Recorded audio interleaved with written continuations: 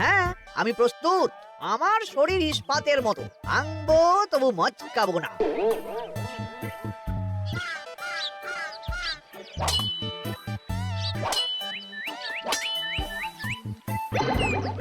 কি কেমন দিলাম? অত সহজ নয় সেনাপতি। আমি মন্ত্রী এমনি এমনি হইনি, আগে অস্ত্র শিক্ষা শিখে তবে মন্ত্রী হয়েছি। এটা কি হলো? হ্যাঁ, আপনি অস্ত্র শিক্ষায় পারদর্শী, কিন্তু আরো বিচক্ষণ হতে হবে। কারণ আজকে এই পাগড়ির জায়গায় আমি যদি তলোয়ার আপনার গলার দিকে চালাতাম, তাহলে কিন্তু আপনার এই ভবলীলা এখানেই সাঙ্গ হয়ে যেত। ঠিক আছে ঠিক আছে, মনে রাখবো। এবার বাকিদের তো ডাকো। হ্যাঁ, এরপরে তলোয়ার চালানো শিখতে আসবে গোপাল। বাবা বাবা বাবা, গোপাল তুমি আবার দল বল নিয়ে এসেছো। দেখি তোমার কত দম। গোপাল, তুমি প্রস্তুত হও। হ্যাঁ হ্যাঁ, আমি প্রস্তুত। ওরে বাবারে, এ তো ভয়ানক চাপের কাজ, আমাকে বেশ বেগ পেতে হচ্ছে। সামলাও গোপাল। না, আমাকে অন্য রাস্তা দেখতে হবে। সেনাপতি, মহারাজের দিব্যি, তুমি আমার দিকে তলোয়ার ঢাল বাড়াবে না। এই এই, এটা কি হলো? সত্যি তো, এটা কি হলো?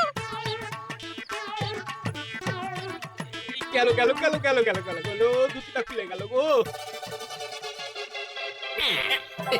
দেব নাকি এবার কুচ করে কেটে?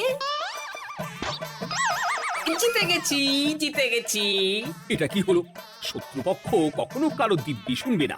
আর সেনাপতি, তুমি কি ওখানে দাঁড়িয়ে দাঁড়িয়ে মজা দেখছো? আমি কি করব মহারাজ, গোপাল যে আপনার দিব্যি দিয়ে দিল।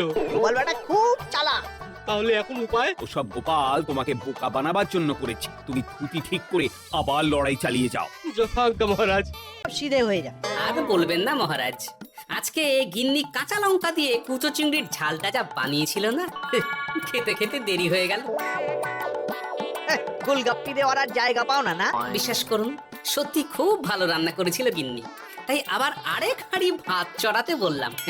আর সেটা খেয়ে আসতেই তো দেরি হয়ে গেল। আরো এক হাঁড়ি? মহারাজ, কিছু মনে করবেন না, এই পাঠশালা বন্ধ করে সব গুছিয়ে তবে এলাম। সুপ্রভাত মহারাজ। সুপ্রভাত মহারাজ। প্রভাত আজকে আর শুনে তোমরা সবাই এত কুঁড়ে হয়ে গেছো যে কি বলবো। মহারাজ, এই কুড়েমির আসল কারণ হচ্ছে চর্বি। কথায় আছে, যত বেশি চর্বি তত তাড়াতাড়ি মরবি। আপনি কি বলতে চাইছেন মন্ত্রী মশাই, যে আমি তাড়াতাড়ি মরে যাব আর আপনি মজা দেখবেন? ঠাকুর ঘরে কে, আমি তো কলা খাইনি ব্যাপার হয়ে গেল। গোপালের একদম মোক্ষম জায়গায় আঘাত লেগেছে, যাকে বলে ওই আঁতে ঘা। তুমি বেশি কথা বলো না বৈদ্য, ছুঁচ করে চালুনির বিচার।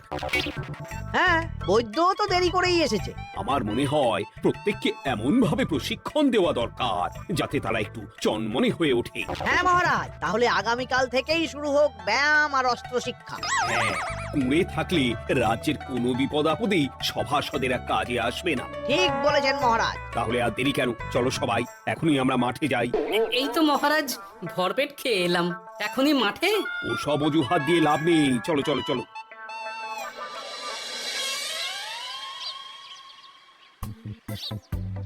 এবার সবাই সারিবদ্ধভাবে দাঁড়িয়ে পড়ো। এ কি, গোপাল কোথায়? মহারাজ, গোপাল আপনার পিছনে দাঁড়িয়ে আছে, চুপি চুপি। এই এই এই গোপাল, যাও যাও মাঠের মাঝখানে গিয়ে দাঁড়াও। এই চাঁদি ফাটা রোদে কেন মহারাজ সুস্থ শরীরকে ব্যস্ত করছেন? এইসব বাজে কথা শুনতে চাই না। শুয়ে বসে থেকে শরীরের কি অবস্থা করেছো? শরীরের নাম মহাশয়, যা সবে তাই সয়। তুমি যাবে না, তোমাকে এক্ষুনি বরখাস্ত করবো। কি জ্বালা, যেখানে আমার সব কাজ বুদ্ধি দিয়েই হয়ে যায়, সেখানে গায়ের জোরের কি দরকার? হ্যাঁ,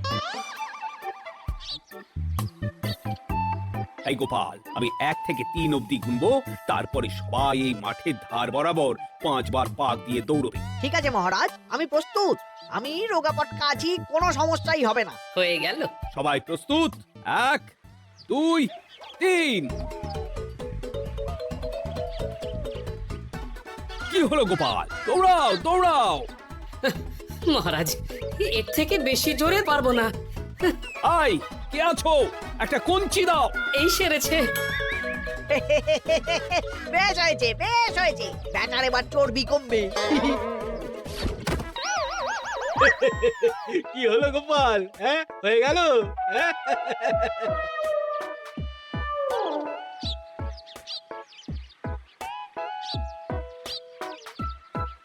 এই গুলটে গুলটে আমাদের দাদু উল্টে গেছে।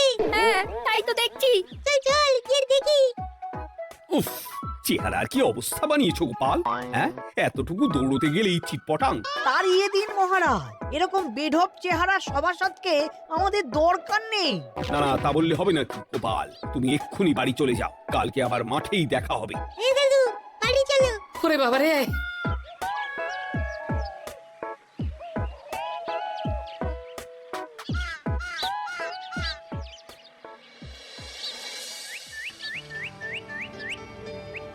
আরে ধুর ছাতার মাথা, তখন থেকে জল খেয়েই চলেছ। কি হয়েছে সেটা বলবে তো? শরীর চর্চা হয়েছে, শক্তি খরচা হয়েছে, আর পারছি না।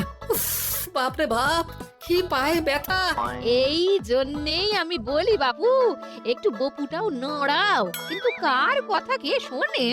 ওরে বাবা, অকারণে সুস্থ শরীর ব্যস্ত করবো কেন বলো তো?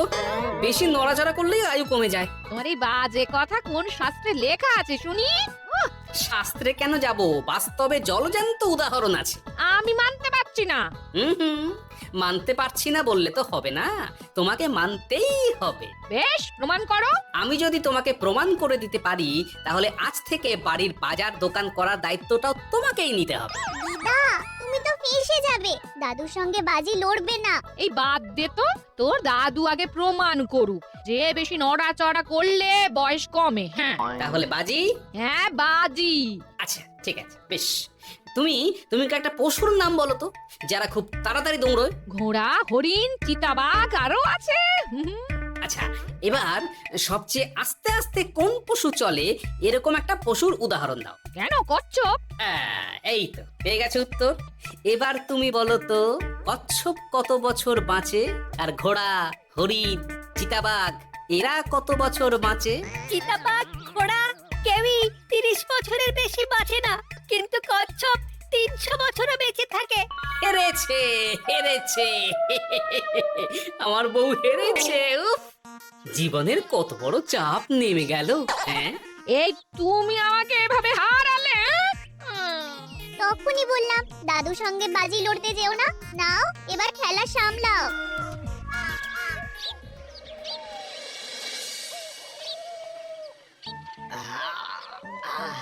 আরো ভালো করে মালিশ কর।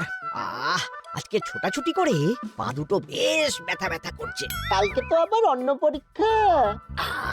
আরে আমার হালকা চেহারা আছে, সব সামলে নেব। কালকে তো অস্ত্র চালনা হবে, কালকে আমি কাঁপিয়ে দেব। কাঁপাতে তো হবেই মন্ত্রী মশাই। আমরা আপনার শরীরে এমন ঘষা মাজা করে দেব না, মনে হবে আপনি না একটা জলযন্ত্র অস্ত্র চালনা করতে যাচ্ছে। বাস এই তো চাই। ওরে বাবা রে, আস্তে আস্তে। আরে বাবা, আপনার তো ইস্পাতের শরীর, ভাঙবে তবু মচকাবে না। চিন্তা করছেন কেন? ভয় পাবেন না, ভয়কে জয় করতে হবে। আরে আরে আরে, তোরা আমার কথাটার সাথে করছিসটা কি? মানুষটা মরে যাবে তো। চিন্তা করো না গিন্নি। বাবা, ওরা বলেছে আমার ইস্পাতের শরীর, ভাঙবে তবু মচকাবে না। একবার এই বুড়ো বয়সে হাত পা ভাঙলে কি সামলাবে শুনি? মন্ত্রী মশাই, আমাদের বকশিসটা দিয়ে দিন, আমরা কেটে পড়ি। বাবারে বাবা, দিচ্ছি। এনে এত খাটানোর পরে এতেই এখন খুশি থাক। হ্যাঁ,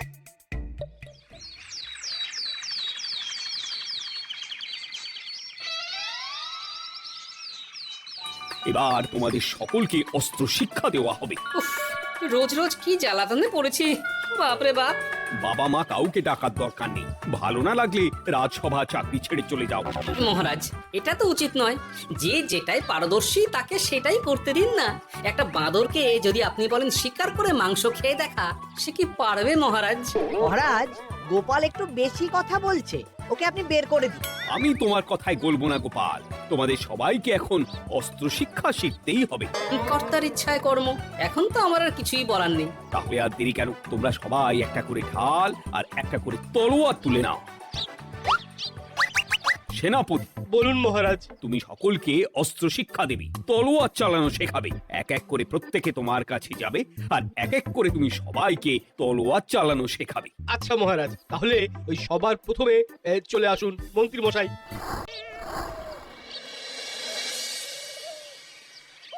কিরে ন্যাপলা, তোদের দিদা আমার জন্য কি রান্না করে পাঠিয়েছে রে? এই তো ভাত, আলু সেদ্ধ, এই পুঁই শাকের ঝোল আর রুই মাছের ঝাল। আর তোদের যে তোষক বিছানার চাদর আনতে বলেছিলাম, এনেছিস তো? ওই তো দাদু, কুটির গুড়িতে আর বাকিরা সবাই ধরাধরি করে নিয়ে আসছে। ব্যাস, তাহলে তার কোনো চিন্তা নেই। খেয়ে একটা জব্বর ঘুম দেব, কারণ এখানে যা রঙ্গ দেখছি তাতে বিকেল হয়ে যাবে। তলোয়ার শিক্ষা আজকের মতন এটুকুই থাক। এবার শুরু হবে বল্লম শিক্ষা। সবাই আবার আগের মতন সারিবদ্ধভাবে দাঁড়িয়ে পড়ো।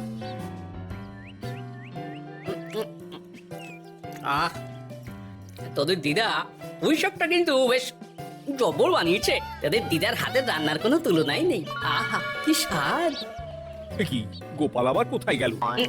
এই তো মহারাজ, আমি এখানে ওই পুঁয়ের ঝোল আর রুইয়ের ছাল দিয়ে ভাত খাচ্ছি। এসব কি মাঠের মধ্যে খাওয়া? আরে শরীরটাকে তো রাখতে হবে। তাড়াতাড়ি খেয়ে এইদিকে এসো। আসছি আসছি আসছি।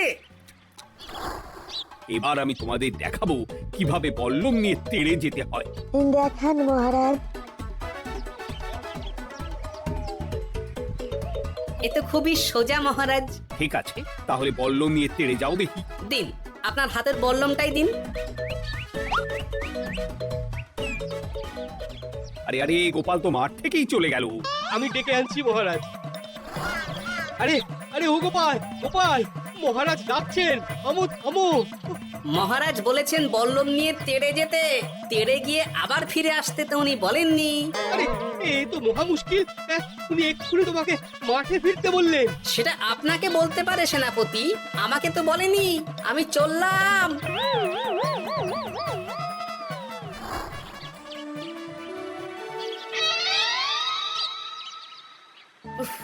বাবারে বাবা, কি ঝক্কি! অনেক বুদ্ধি করে মাঠ থেকে খাটে চলে এসেছি। আমি আর উঠছি না। এ কি বলি, তোমাদের তো এখন অস্ত্র শিক্ষা নেওয়ার কথা। হ্যাঁ, তোমার বলা নেই কোয়া নেই, অমনি বাড়ি চলে এলে। হ্যাঁ? আরে বাবা, ওইসব অস্ত্র শিক্ষা মানেই সুস্থ শরীরকে ব্যস্ত করা, অসহ্য খাটনি, অযথা কষ্ট। কষ্ট করলে তবে কেষ্ট পাওয়া যায়। হ্যাঁ, তোমায় আমি আগেও বুঝিয়েছি, যেখানে বুদ্ধি কথা বলে সেখানে দেহের শক্তি নীরব দর্শক গিন্নি। আরে বাবা, সে না হয় বুঝলাম, কিন্তু মহারাজ তো ভালোর জন্য সবাইকে অস্ত্র শিক্ষা দেওয়ার চেষ্টা করছে না। আরে বাবা, যার যা কাজ তাকে সেটা করালেই পারে। মহারাজ তো সেটা বুঝতেই চাইছেন না। আমি এখন ঘুমো। দরজা খোলো গোপাল, দরজা খোলো। গোপাল, গোপাল, দরজা খোলো বলছি। ব্যাস হয়ে গেল। একটু শান্তিতে ঘুমাবো তার জো নেই। দরজা খোলো গোপাল। বলুন মহারাজ। তুমি কি পেয়েছোটা কি গোপাল? রাজসভায় দেরি করে আসবে, তারপর অস্ত্র শিক্ষার সময় ফাঁকি বাজি দেবে। এভাবে তো আর তোমাকে মনে হচ্ছে রাজসভায় রাখা যাবে না। মহারাজ, গোপাল তো মুখের কথার লোক নয়, ওকে তাড়িয়ে দিই। কেন মহারাজ, আমি কি এমন মহাপাপ করেছি যে আমাকে তাড়িয়ে দেবেন? এই যে আমার কথা শুনছো না, এটাই তোমার অপরাধ। অপরাধ নেবেন না মহারাজ। পণ্ডিতের দায়িত্ব পুজো করা, সভাকবির দায়িত্ব কবিতা বলা, সাহিত্য চর্চা করা, আর আমার দায়িত্ব হাসি মজা করে আপনার মন ভালো রাখা। কিন্তু আপনি আমাকে জোর করে যুদ্ধের ময়দানে ঠেলে দিতে চাইছেন। এটা আমার ইচ্ছে। আমিও তো মহারাজ ইচ্ছে করলে অনেক কিছু করতে পারি। চোখ বন্ধ করে লক্ষ্য ভেদ করতে পারি, শুধু বুদ্ধি দিয়ে। আরে বাহ, এত বড় কথা! তাহলে মহারাজ, ওকে বলুন পরীক্ষা দিতে। কি পরীক্ষা? আমি একটা ঘরে বর্ম পরে দাঁড়িয়ে থাকবো, তোমার হাতে অস্ত্রও দেব, আমার মাথায় একটা আপেল থাকতে হবে। আর তুমি কিভাবে আমার মাথা থেকে ওই আপেল ফেলতে পারো দেখবো। এ তো খুবই সোজা। কি গোপাল, তাহলে লড়বে না কি বাজি? হ্যাঁ, লড়তে রাজি আছি। তাহলে আজ রাতেই হয়ে যাক পরীক্ষা। যদি এই পরীক্ষায় উতরে গেলে তো ভালো, নইলে তোমার চাকরিটা গেল। গোপাল তুমি পারবে তো? সে দেখাই যাবে আজ রাতে। তাহলে রাজবাড়িতে দেখা হচ্ছে। যদি আমি এই পরীক্ষায় বিফল হই তাহলে আমার চাকরি আপনি কেড়ে নেবেন, আর যদি সফল হই তাহলে মন্ত্রী মশাইকে শাস্তি দেবেন। আমি নিজে সারা কৃষ্ণনগরে নাক্ষত দেব। বেশ, দেখা যাক।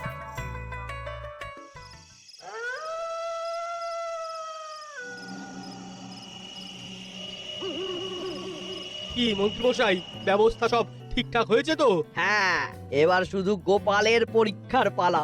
আমি তাহলে বাইরে গেলাম, গোপালকে পাঠিয়ে দিচ্ছি।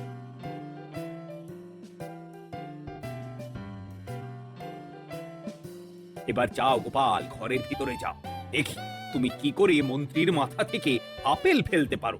আপনি তো শুধু আমার চোখ ঢেকেছেন, আমার নাক মুখ কানও ঢেকে দিন, যাতে ঘ্রাণেন্দ্রিয় শ্রবণেন্দ্রিয়েরও সাহায্য না নিতে পারি। বেশ, তাহলে তাই হোক। আই, কে আছো? গোপালের মুখ নাক আর কান ঢাকো। যথাজ্ঞা মহারাজ। একটু একটু মোটা কাপড় দিয়ে নাক মুখ ঢাকো, হ্যাঁ, যাতে সেভাবে আপেলের গন্ধ না পাই। বেশ বেশ।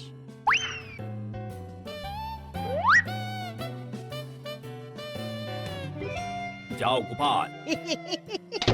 গোপাল, এবার তোমার চাকরি গেল। এবার তুমি কি করবে? কি করবে? দৌড় ঝাঁপে ফাঁকিবাজি? হ্যাঁ?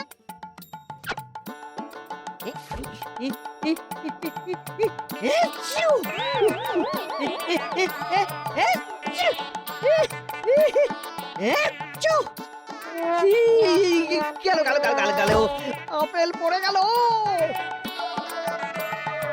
আপেল পড়ে গেল মহারাজ, এর মধ্যেই গোপাল আপেল ফেলে দিয়েছে। ঘরের ভেতরে চলো।